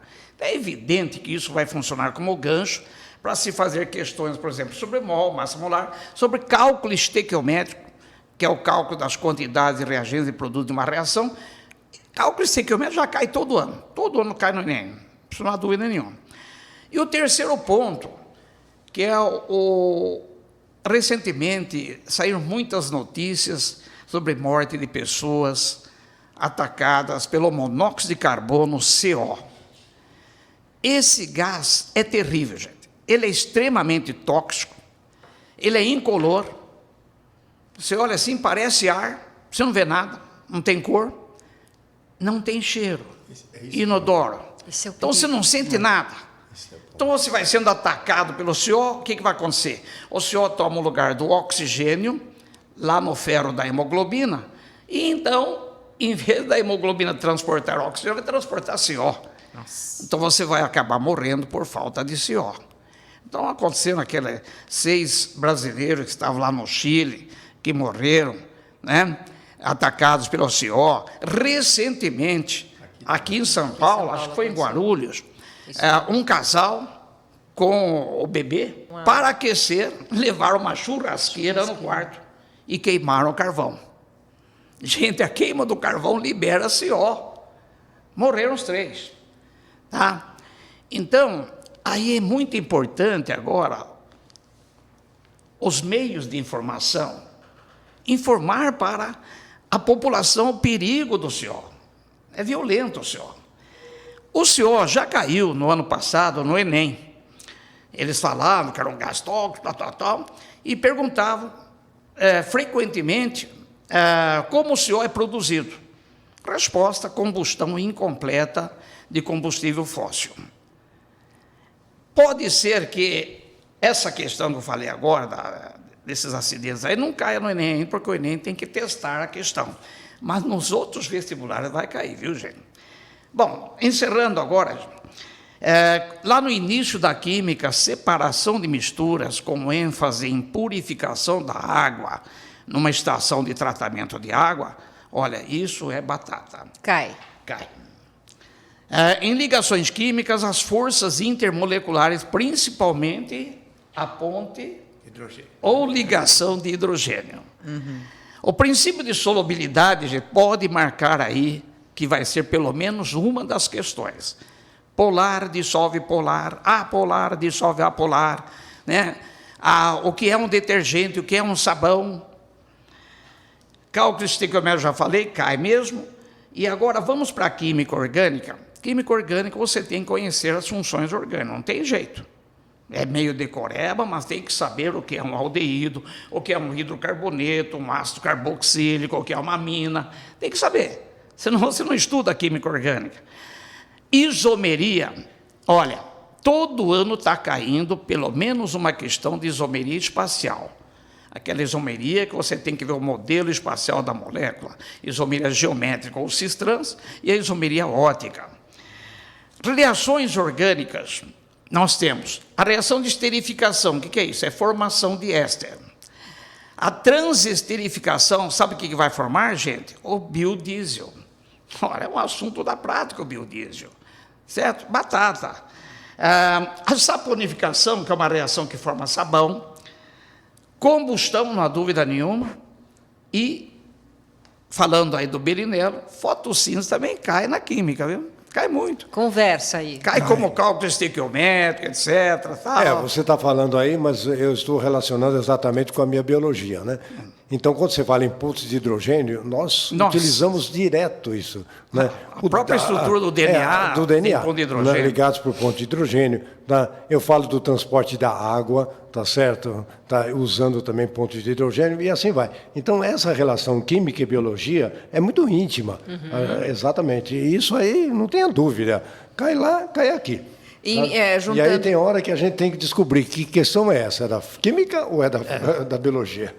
Mas a impressão que me dá é que hoje assim, parece que já não separa mais, né? A biologia ou a química, né? Simplesmente é multidisciplinar, né? Ela se interrelaciona. Separa, a ligação aí é muito íntima. Eu falo que nós somos química pura. A biologia é química pura? É pura. Exatamente, que legal. mesmo. Tá, nosso biologia moderna, DNA, RNA, é tudo, química praticamente. Toda a biologia moderna é química pura, acabou. Mas no dia da prova do Enem, a primeira coisa que Próximo os três microfone, fazem, professor. a primeira coisa que os três fazem no dia da prova do Enem, essa é minha, essa é tua, essa é tua. Exatamente. Separar. Porque é uma interligação perfeita. Vocês, Os três, né? Porque O Salles, Mais alguma coisa aí, Salles, você quer concluir? eu queria fazer uma pergunta para Eu já sei que você vai falar. Não sabe. A tabela periódica, você falou que é assunto. Quase todos os vestibulares dão a tabela periódica. Agora, eu não me lembro do Enem ter dado a tabela periódica. O Enem não fornece. Isso é uma coisa interessante. Quase todo vestibular, eu sempre, quando dou um vestibular para os eles falam a tabela periódica. já está lá pronta. Não, eles dão a tabela periódica. A maioria dos vestibulares fornece a tabela. Mas eu O acho... Enem, eu não me lembro de uma para vez ter acabar dado com esse essa mito tabela que é periódica. decorar, você não precisa decorar a tabela periódica, não. Faltava, né? Entendeu? Você tem que ver os conceitos que eles estão A lá. gente decorava. Não, bobagem, não vai decorar. Não, E mas o o Enem que- não fornece, né? Mas o que acontece, Eduardo, é como um logaritmo, precisa escrever a tabela. Ele coloca no texto da questão, se precisar, As fórmulas também se O precisam. número- Eu estou perguntando porque ele falou que Atômico esse ano é o ano da desse- tabela periódica, né? E o Enem não fornece a tabela periódica? Não fornece. Pelo menos A como FUVEST homenagem, fornece. né? Ao ano da mas tabela periódica. fornece os dados de cada elemento se precisar. Só. Número atômico, número de massa e símbolo só. Entendeu? Mas tem muito conceito na tabela periódica. Você pode fazer até joguinho na tabela periódica. Sim, sai de um elemento, eu quero chegar no outro elemento. Então, como chegar lá, caminhando horizontalmente e caminhando verticalmente, entendeu? Cai. Eu acho que o mais interessante, Salles, se você me permite, da tabela periódica, é o Mendeleev, Que é o autor. Aí existem várias maneiras de escrever o nome dele. ter previsto a existência de outros elementos químicos entre, não é, porque ele achava aqui é tanto, aqui no meio tem que ter outros elementos, e quase todos já foram descobertos, né? É o seguinte, lembrar que a tabela periódica até o 7º período, até a 7ª linha horizontal, já completou, hein, gente? São 118 elementos conhecidos, com símbolos oficiais dados pela IUPAC, a União Internacional de Química Pura e Aplicada. Gente, deixa eu só terminar. Físico-química, pessoal, eletroquímica, pilha ou eletrólise, todo ano. Tem ano que cai pilha e cai eletrólise. Cai os dois, né? E sempre, muitas vezes, relacionando com física também. Equilíbrio químico, deslocamento de equilíbrio. Eu quero mais produto, então vou deslocar o equilíbrio para o lado dos produtos. pH, ele falou em pH, pode cair na matemática Logaritmo. também. Porque o pH é menos logaritmo. Pode cair na biologia. O pH, o que é? Menos logaritmo da concentração de íons H+. Eu acho os íons H+, ele me dá o logaritmo. E a biologia? E a biologia exatamente A biologia fala da usa ação isso. enzimática em função desses pHs. E a física faz o quê? Assiste. O pH é só a parte de logaritmo, que é matemática também, né? É incrível, mas no Enem todo ano está caindo uma questão de hidrólise salina. Acho que o cara que seleciona as questões lá adora. É a reação de sal com água. Dependendo do sal, o meio pode ficar neutro, pode ficar ácido, pode ficar básico. E aí vai entrar o pH também. Agora, termoquímica. Cálculo do calor de uma reação química. Principalmente a comparação de combustíveis. Qual o combustível que libera mais energia? Qual o combustível que provoca mais poluição? Olha, é um assunto quente isso aí. Isso aí cai toda. E tem uma questão, um assunto que cai na física, cai uma questão na química e uma na física. A gente reparte. Uma para química, uma para física. Pronto. Radioatividade. Radioatividade. Pode cair uma equação nuclear, ou então pode cair o cálculo da meia-vida. Aí pode entrar matemática também, porque tem uma fórmula. Você vê como é interdisciplinar, Exponencial decrescente. não é? Isso é de vida média. O quê? Isso é vida média que cai. Vida média. Gente, o nosso Agora, tempo está só estourando, encerrando. professor Salles. Agora, não pode dizer que no Enem, tanto na biologia, como na física, como na química, como na geografia, caem muitas questões do impacto ambiental.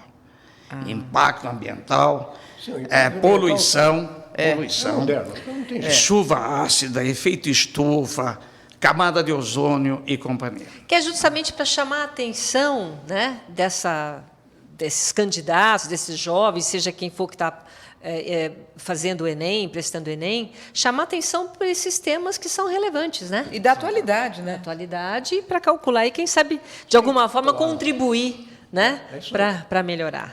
Muito Bom, bem. professor, então eu agradeço aqui a participação do professor Giuseppe Nobilioni, coordenador de matemática do curso Colégio Objetivo, professor Salles, coordenador de química. Muito obrigada, professor Salles. Professor Eduardo Figueiredo, coordenador de física, e professor Belinello, coordenador de biologia. Muito obrigada, viu, professores? Obrigado a vocês. Sempre aqui uma aula.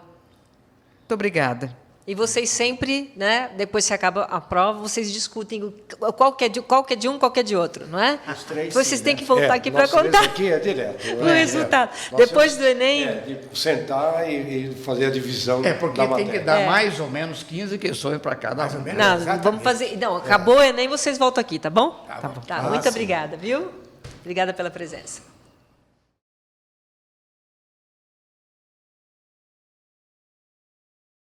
O Duas na Tri fica por aqui. Lembrando sempre que a educação é uma história sem fim. Até a próxima.